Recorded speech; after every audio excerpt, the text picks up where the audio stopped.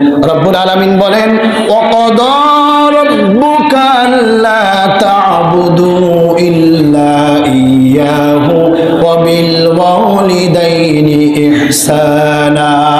আল্লাহ তাআলা বলেন, হে নবী, আপনার প্রভুর পক্ষ থেকে চূড়ান্ত ফয়সালা হয়ে গিয়েছে, একমাত্র আপনার আল্লাহর দাসত্ব ছাড়া, আপনার রবের গোলামি ছাড়া আর কারো কোনো গোলামি করা যাবে না, দাসত্ব করা যাবে না, বন্দেগী করা যাবে না। আর তারপরে আল্লাহর গোলামির পরে, আল্লাহর দাসত্বের পরে তোমাদের প্রতি হক হলো তোমরা তোমাদের পিতামাতার প্রতি ইহসান করো। সুবহানাল্লাহ। পিতামাতাকে অবশ্যই মূল্যায়ন করতে হবে। প্রিয় হাজরিন, এই সুন্দর পৃথিবী আমরা দেখেছি কাদের মাধ্যমে বলেন তো? পিতামাতার মাধ্যমে। সেই পিতা, সেই মাতা, সেই বাবা মা, আজকে এমন অনেক কুলাঙ্গার সন্তান আছে, আজকে একটু সমাজে প্রতিষ্ঠিত হয়ে দুনিয়ার বড় শিক্ষায় শিক্ষিত হয়ে আজকে পিতামাতাকে ভুলে যায়।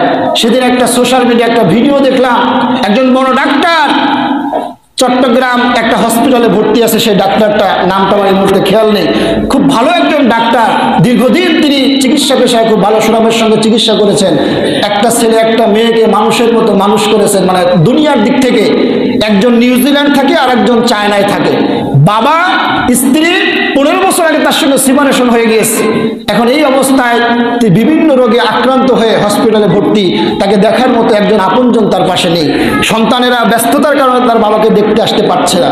এই যে অবস্থা, অথচ এই বাবা এক সময় তার জীবন যৌবন সব এই সন্তানের পিছনে ব্যয় করেছে, সন্তানকে মানুষের মতো মানুষ করবার জন্য, মানুষের মতো মানুষ করে সমাজে প্রতিষ্ঠিত করবার জন্য পিতা, প্রত্যেকটা বাবা তার সন্তানের পিছনে শ্রম দেন।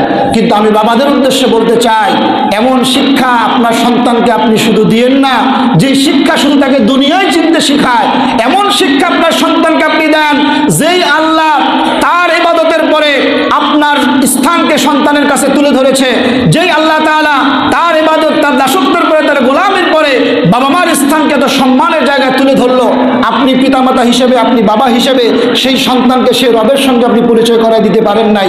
এটা আপনার জীবনের সব থেকে বড় ব্যর্থতা। আর যারাই তাদের সন্তানগুলোকে জীবনের প্রথম শিক্ষাটা রবের দেওয়া শিক্ষা দিতে পারে নাই, জীবনের শেষ প্রান্তে এসে ওই সমস্ত বাবা মারাই সন্তান থেকে বিভিন্ন ধরনের কষ্টের শিকার হয়, বিভিন্ন ধরনের জুলুমের শিকার হয়। আপনি আজকে একটু জরিপ চালান না, আমার কথা আপনার বিশ্বাস করবার দরকার নাই, আপনি একটা জরিপ চালান, যে সমস্ত সন্তানদের মধ্যে ন্যূনতম ওহীর জ্ঞান আছে, ন্যূনতম ধর্মীয় নৈতিকতা বোধ আছে, এরকম একটা সন্তান আপনি খুঁজে পাবেন না যারা তার পিতামাতাকে কষ্ট দেয়, আপনি খুঁজে পাবেন না।